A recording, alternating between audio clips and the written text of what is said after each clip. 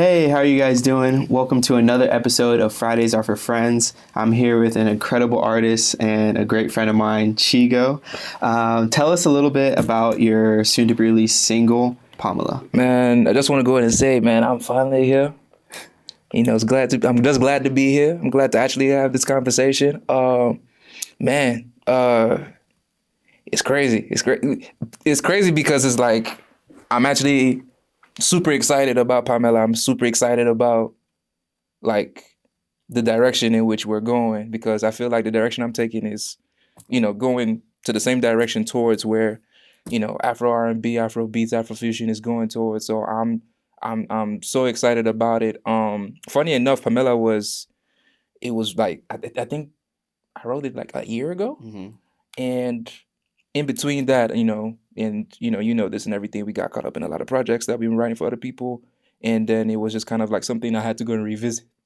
And funny enough, it was our writing process that kind of inspired me to kind of like, hey, different directions of where we can really take this into. And I was like, yeah, let's let me go and revisit this and everything just flowed, it just snapped, and it became this song about just, yes, like the basis of it, of Pamela, obviously, is just being able to overcome a situation of, accountability.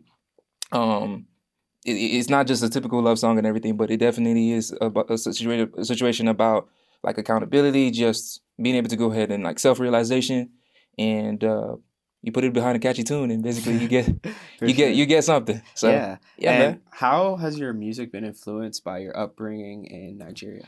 Man, I feel like I have the best of both worlds, honestly, because I was born in Atlanta. Moved back to Nigeria when I was like 4 or 5. Basically did elementary, middle, high, all over there and everything. So I grew up with just different genres. Like we in our household where we were listening to Barry White, The Police, and then you now add Fela Kuti, and then you now add Chief Osadebe, you add uh for some reason Daft Punk. Like it's just a whole month, like it's a musical household. So a lot of those different sounds definitely contributed to how I see music as. Whereas like coming into coming into the music scene, I was looking at it as like, okay, cool, you find a genre and you stick there. But now it's just more so of like, nah, it's music.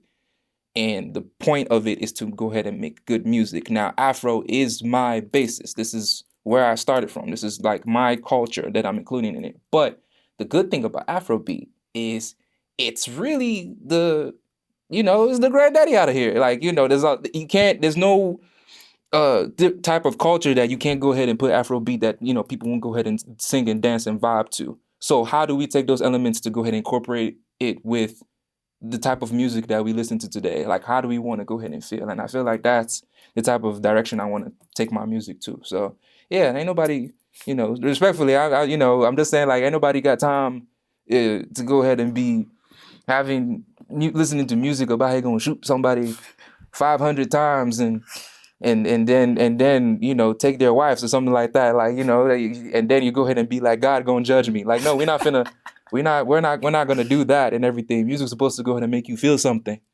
It's supposed to go ahead and give you a vibe, even if it's negative, but it's supposed to go ahead and make you feel something. When you go in to listen to a song, it's supposed to go ahead and give you something. So that's, in essence, how all these genres, that's where I want to go ahead and take it to. Yeah, so how do you approach making like smooth, soulful R&B and then infuse that with that high energy Afro beats? Yeah. Going back to the question of it's kind of like gonna tie in and everything, but the genres in which I grew up with, when back in the 90s and everything, I used to, as a kid, as a baby, my mom said I got my first word from an R&B artist, actually. And it was I think it was Angel of Mine by Monica. And my mom said I was like staring in front of the TV and everything, and it was like my first word was pretty. Which, I thought she would be more joyful, but she said she was disappointed because she thought I was gonna be a thought. So that's kind of sad. But at the same time too, it's that was one of the genesis of basically my music, just my intro to music, because like I said, we used to listen to Barry White and everything, but I used to listen to like, Aaliyah was it for me. So I really like the soulful vibes in which you usually normally give in our music, and I try to incorporate a little bit of 90s, a little bit of 2000s Afro beats specifically, to go ahead and give that soulful vibe of an Afro R&B track, while at the same time to go ahead and giving it what it deserves, which is a vibey track where you can be able to go ahead and plug and Yeah. play anywhere. Yeah, and you're deeply involved with the music video side of like your creative direction and the visuals that you want your songs to like represent. Right. What I guess do you enjoy most about that process? Um,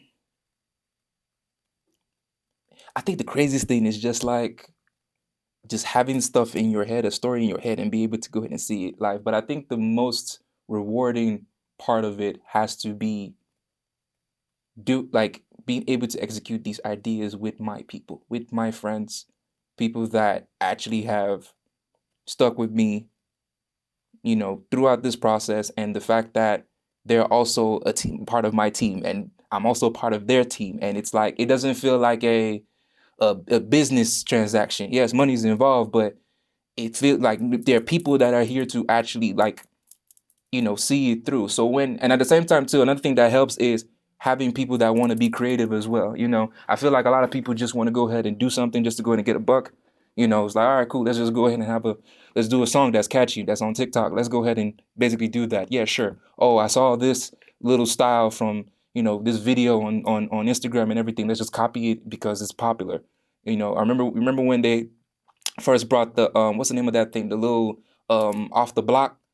Oh yes, yes, with the Yeah, mic, yeah. and then it was just like there was other cheap replicas of like you can take that style and make it a different concept, but there's some people that will literally do the same concept and go ahead and be like, oh no, we did it first. Like, it helps when you're with people that also want to be creative with you. And it also helps where you're somebody that's also open-minded. Like, yes, I can be stubborn at times when it comes to my art. That's every artist. But when you're with creatives, everybody knows what we're doing. It flows better. It becomes fun. It doesn't become work. So yeah, that's why I would say would be the best part of the creative process, Yeah. for sure. Yeah, and which artists influence you and your music the most? Oh, Jesus Christ of Nazareth, man.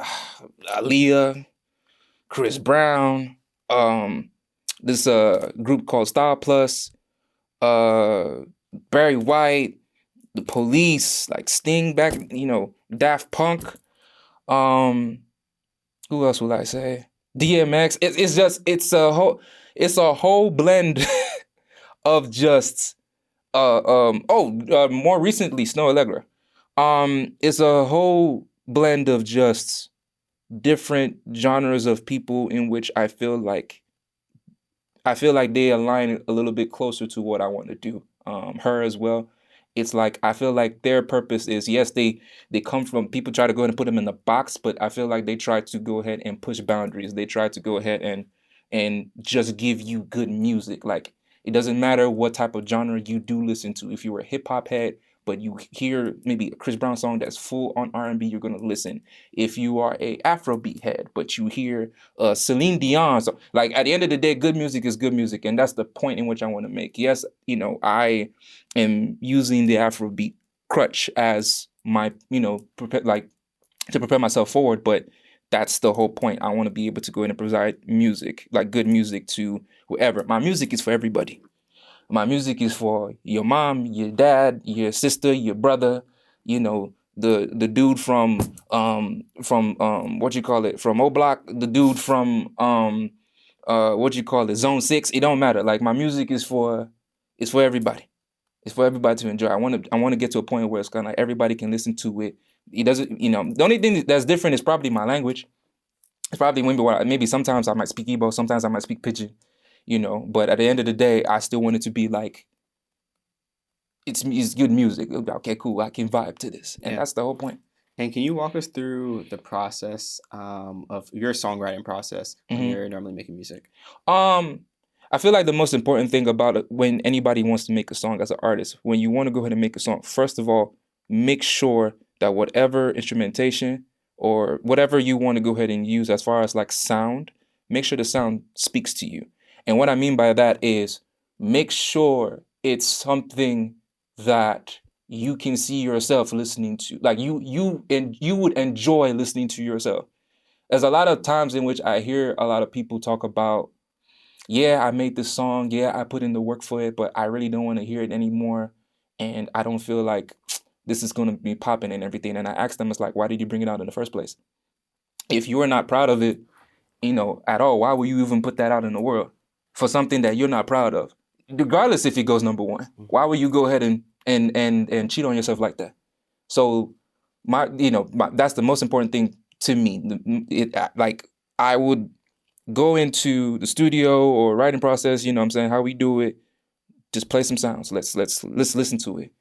Anything I feel like speaks to me, I go ahead and I go and start freestyling. And it's not even anything in which I'm like calculating or anything. It's just something that naturally just, comes out, pause, but like just comes out and go ahead and like, all right, cool, I can do this. And then that's when the writing process starts. Now I know what it's going to sound like.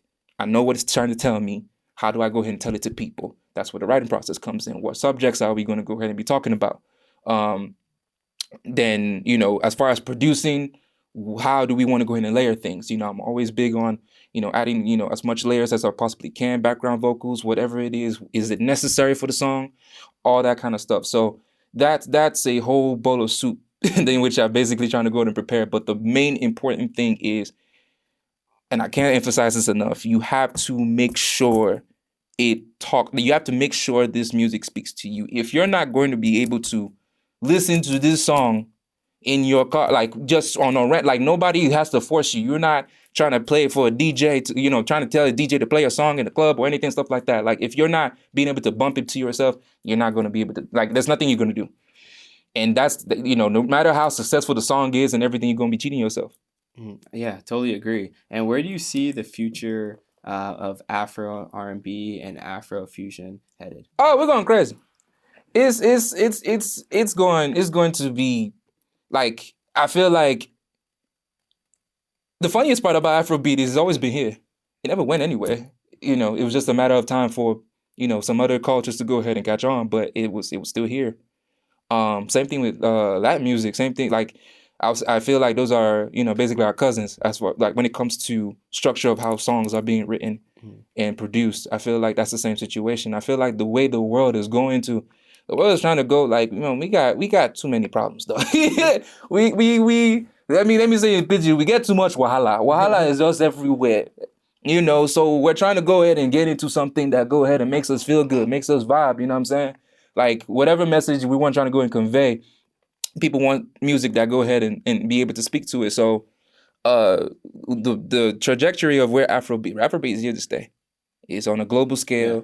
It's no more exclusive to. Now the next step, instead of Afrobeats, how far is Afrobeats going to go? The next step actually should be the different genres that is being discussed about when it comes to just African music. Yeah. I don't know if you saw the situation with when Tyler was talking about in the awards when she accepted I don't know was that the Grammys? I don't remember. Which I remember it was the Grammys or I can't remember the Grammys or something like that. But basically, she got the best Afrobeat award, but she was like grateful, but it's like, and she does Amapiano, and then everyone was like, oh wow, there's more. There's actually more genres and everything. It's like, Amapiano is different from Afrobeats. There's Coupe de Khallil, all this kind of stuff. Like, that's the next step. The next step is, how many more, how much more African music we're going to hear from the world. And I'm excited. Because guess what? I'm going to be there, live and direct, front row seats. Well, we're mad excited for you to show people your music. Yeah, man. And if you could tell everybody where they can find your music, that would be amazing. Yes, so IG handle CHXG0. And then, literally CHIGO on literally all streaming platforms, YouTube, Apple Music, Spotify, all my Naija people. I know you guys like Audio Mac for some reason. It's there too. YouTube Music, ill. But yeah, That's pretty much, yeah. Basically every streaming platform. Well, thank you, Yeah. man. Well, thank you for sitting down and talking with us. And Yes. I'm excited for everyone to see your performance and learn more about you. Yes, for So sure. appreciate you, And man. yeah, please, I have this another track that's out there. It's called Move Boy with Chinelo and everything. Amazing artist. Y'all definitely got to go and check that out. We have a lot more coming. I got a lot more coming with this man. Yes, sir. We're about to do something very serious, and you need to pay attention. No But doubt. No thank you doubt. guys. I appreciate it though. Yeah, thank you guys so much for tuning in to another episode of Fridays Are for Friends. Peace. Hey y'all, it's your boy Chigo. Thank you guys for tuning in to another episode of Fridays Are for Friends.